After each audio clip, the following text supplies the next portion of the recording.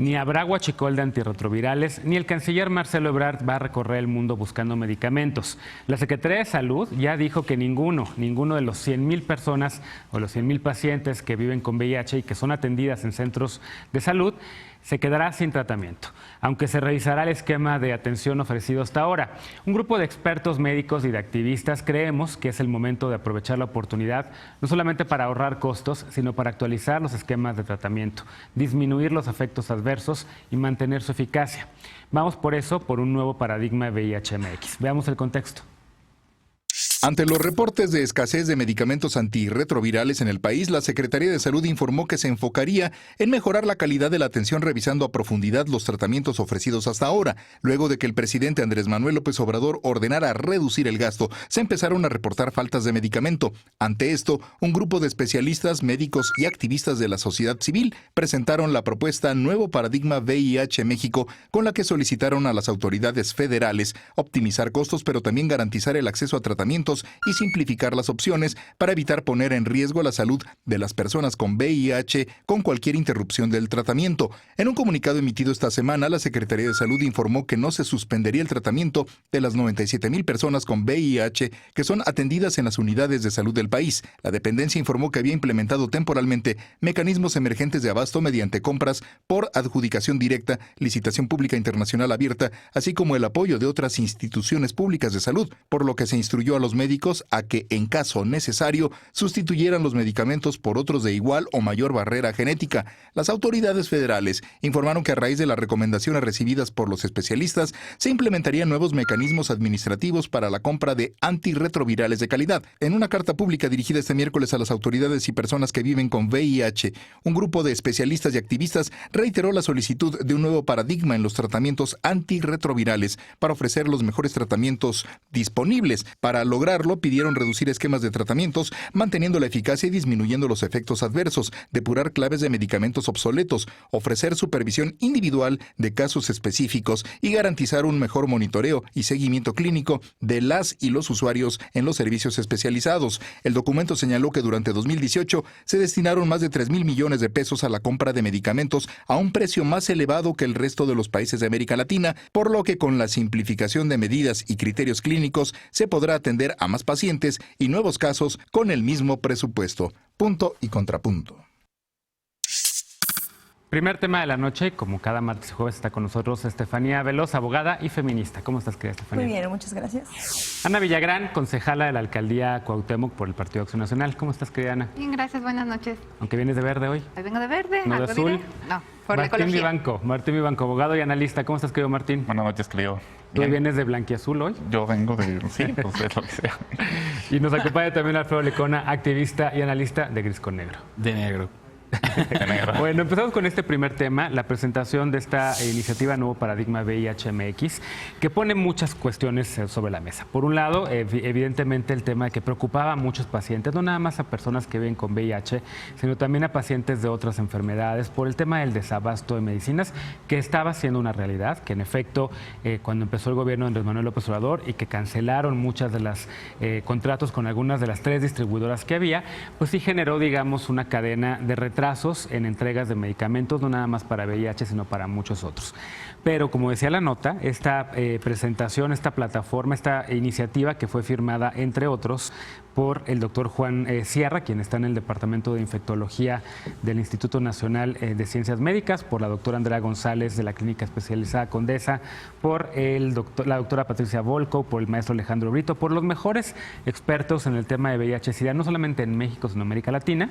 Se hizo esta propuesta que ya se presentaba un poco, que era simplificar el número de medicamentos, comprarlos y negociar con las farmacéuticas a un mejor precio y para poder tener y atender a un universo mucho más grande de pacientes. Sí, con el tema de que les van a cambiar a muchos el medicamento, y a muchos pacientes, pero con la capacitación para todos los médicos, para todos los doctores en los estados, para que le puedan decir a los pacientes que viven con VIH que el tratamiento que van a tener a partir de que se instrumente este nuevo cambio de paradigma, pues va a ser el más avanzado, el más eficiente, el más seguro para todos.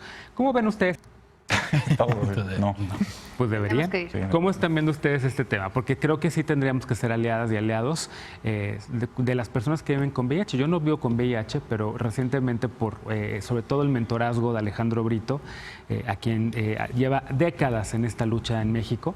Un día platicando con él le dije, es que yo no me meto a estos temas porque pues yo no vivo con VIH, y Alejandro me regañó con toda la razón. No tienes que vivir con VIH para ser un aliado de la causa. Y por eso ahí estoy. Ustedes, a ver, Alfredo Lecona. No, pues creo que yo todavía recuerdo cuando era muy pequeño, cuando éramos muy pequeños, lo satanizado que era Los estigmas. los estigmas que se generan alrededor o se generaban alrededor de personas que viven con VIH. Recuerdo, incluso en la educación primaria te ponían, lo recuerdo muy bien como ejemplo de la homosexualidad, ¿no? O sea, Las monografías. las monografías de primaria, estas espantosas que todos en algún momento recortamos y pegamos, justo hacían como énfasis y satanizaban la homosexualidad y te prevenían como aguas, ¿no? Porque este camino te va a llevar inevitablemente a contraer VIH. De la muerte. El camino de la muerte.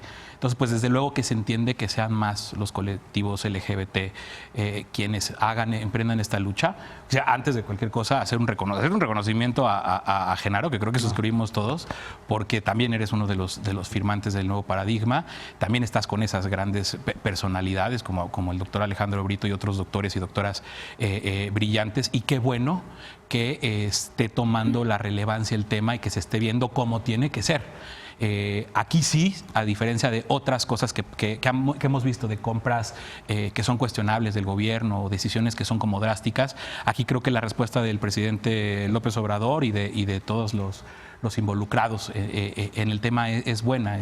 Muy bien enunciarlo como el huachicoleo de medicinas, por ejemplo, y apelar a una razón humanitaria, así es como lo menciona el presidente, el hecho de que pues, si por lo menos una compañía señalada como la que ha acaparado o ejerció prácticas monopólicas para la distribución y venta de los medicamentos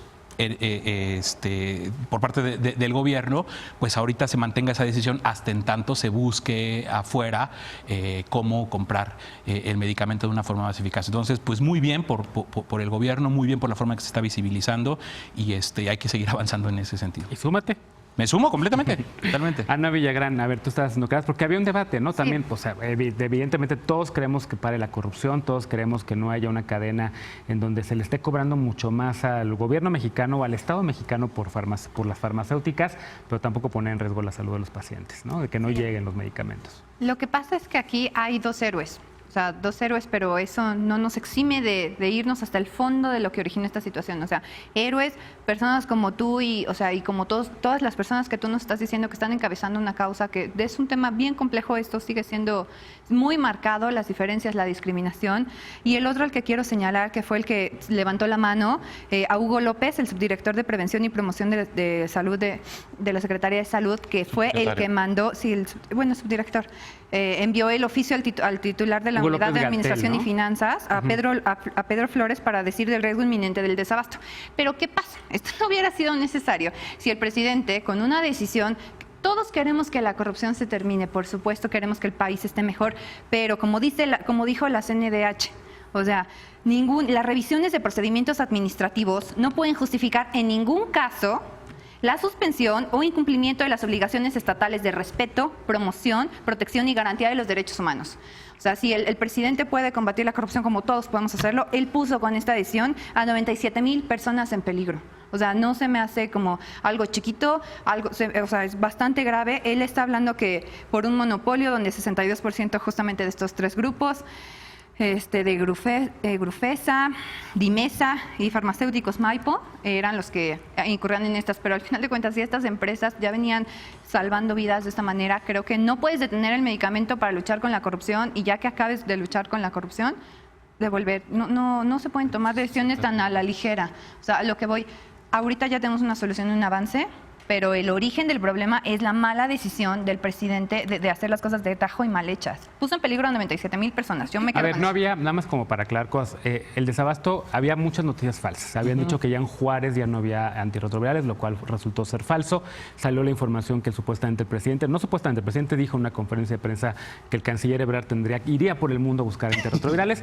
Fue una metáfora porque realmente además fue información desactualizada. Ya estaba más bien, hoy llegó el primer cargamento, por decirlo de alguna manera, de antirretrovirales, que realmente estaban aquí, simplemente no se habían comprado, ya estaban en la Clínica Condesa, que es la que se está encargando de resolver todo esto del tema del desabasto, pero realmente nunca se puso en peligro la vida de ninguna persona. Es muy sensible, por supuesto, la gente que con VIH necesita tomar todos los días un medicamento, si no se puede ser resistente al medicamento, entonces habría que cambiar lo demás, pero creo que en ningún momento se trató de hacer esto.